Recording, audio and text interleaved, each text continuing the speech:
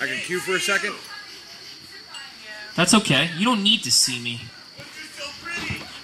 Ooh, you're prettier. I don't know. Yeah, I don't even know who said that, but I might touch everybody just to get to you, including the females. No, I don't want any sexual harassment charges on me. No, this one's called "Running on an Almost Frozen River." I actually I thought about it when I was doing my thing like 3-4 years ago when I was running in the state park, and it was really cold out.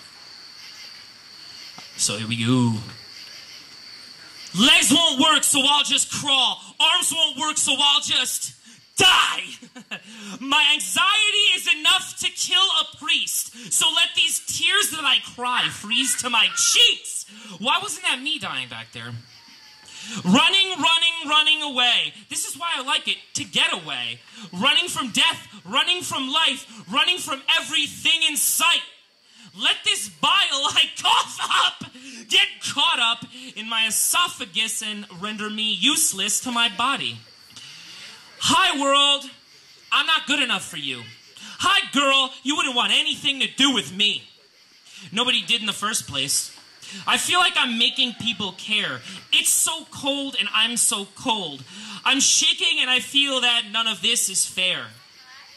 Fall through, you waste of space. Fall through. I'm just waiting for this to claim my life because this all feels like a waste of my time. All right, I'm done sitting for a second here. So, for those that don't know, my name is Jason Vochal, V-O-C-H-A-L. I got business cards. I got a Facebook. And yeah, that's my name. And I went through a good amount of things in my life. And one of the main things that I went through was my open heart surgery. About a year and a half ago, I'm going to say, as my pants are falling down because I didn't forget to put on a belt. I just got lazy and didn't put it on, so I'm going to go ahead and hike my pants up a little bit. I went through a really traumatic experience, and it taught me a lot. It taught me about life, and it taught me that you really can't take anybody for granted. And one person in my life that I want to thank right here, right now, is my mother. She's sitting right there, and I'd like to say thank you because throughout the whole experience, she was with me the whole time, every day in the hospital, and she would come, and I would be freaking out because, you know, I've never been in prison before, but the hospital's kind of like that. Everything's a regimen. You eat at 8 a.m., you know, then you have lunch at 12, then you have dinner at 5. If that, you know, black, Asian or white, whoever they are, you're waiting for that person. If they're not at that door, you're ready to kill. You want your food. You want it.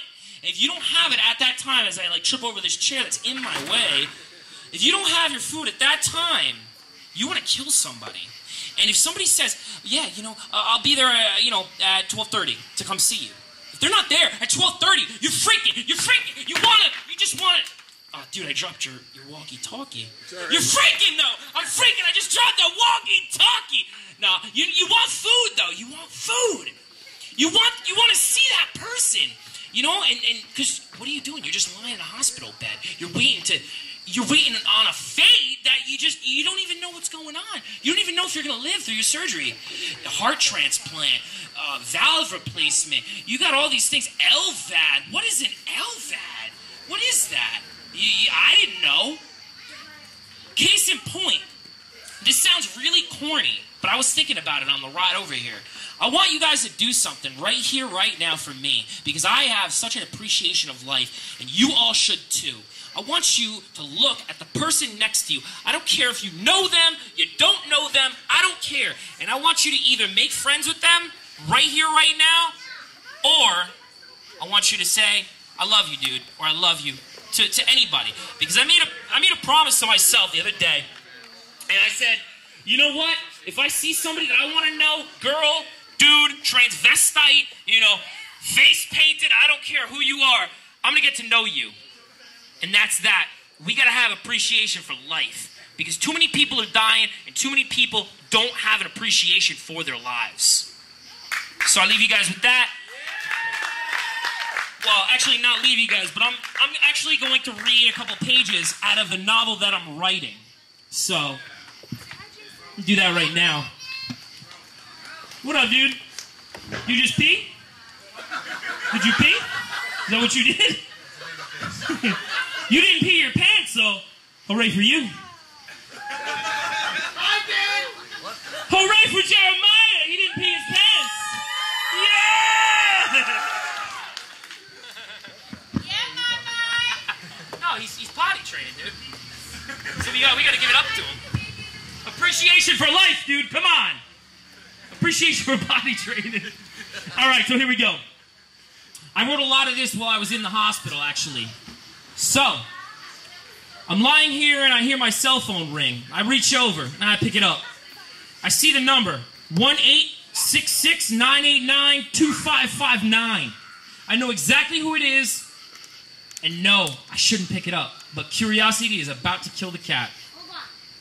No, I'm not holding on. I'm gonna keep going. And the cat's gonna be dead.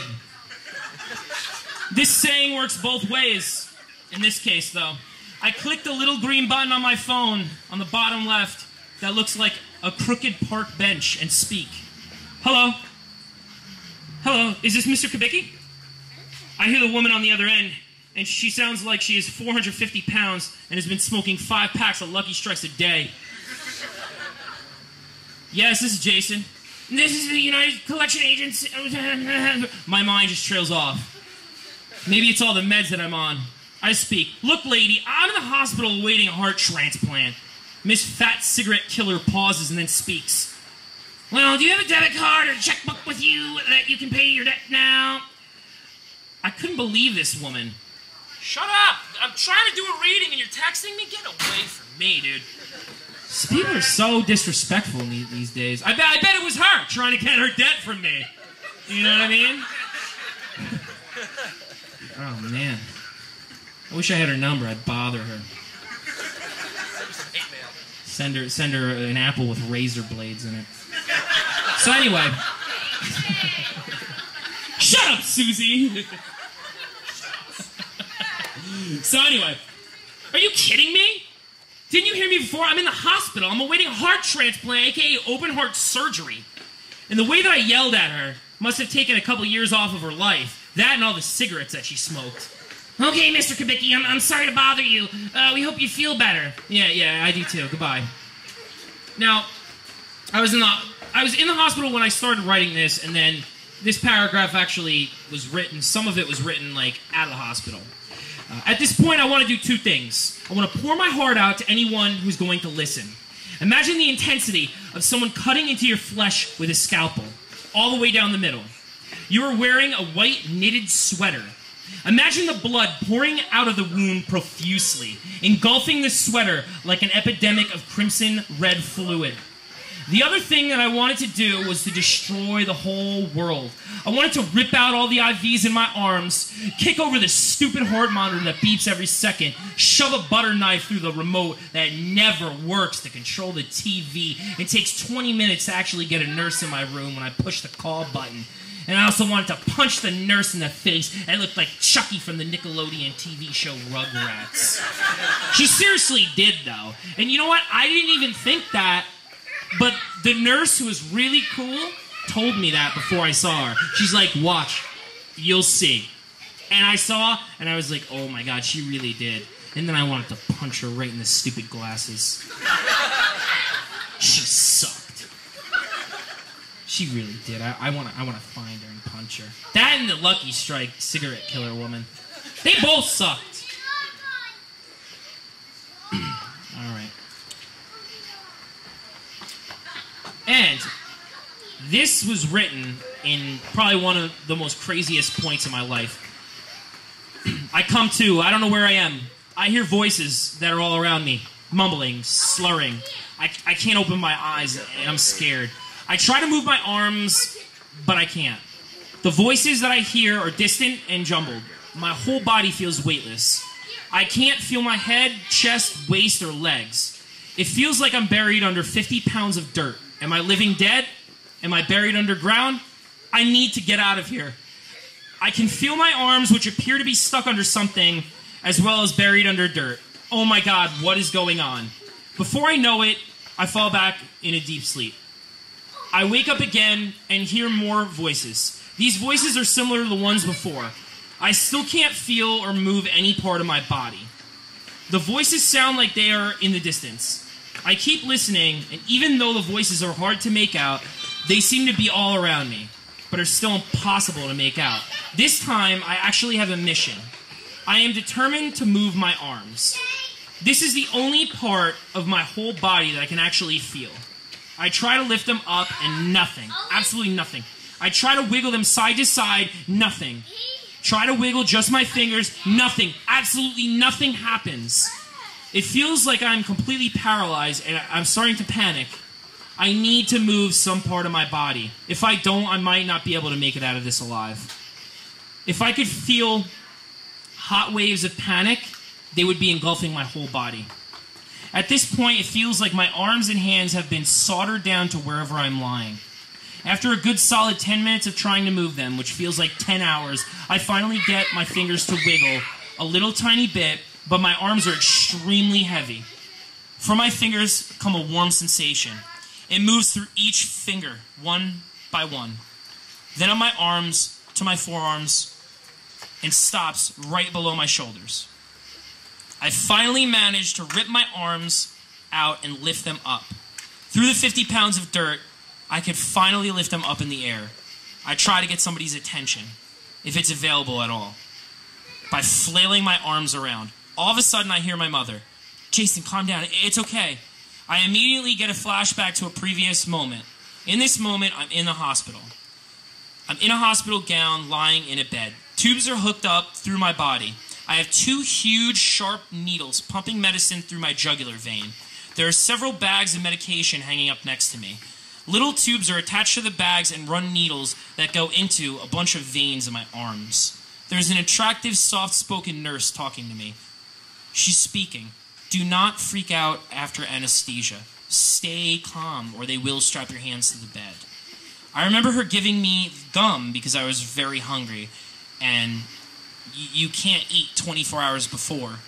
And my actual surgery got pushed back another, I think it was like 6 hours, so I couldn't eat for like almost a day and a half, which really sucked. She said, I'm not supposed to be doing this.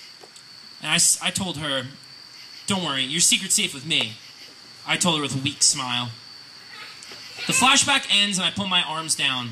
My friend Blackness comes back and I fall asleep yet again. Yeah, that's it, guys. Check it out.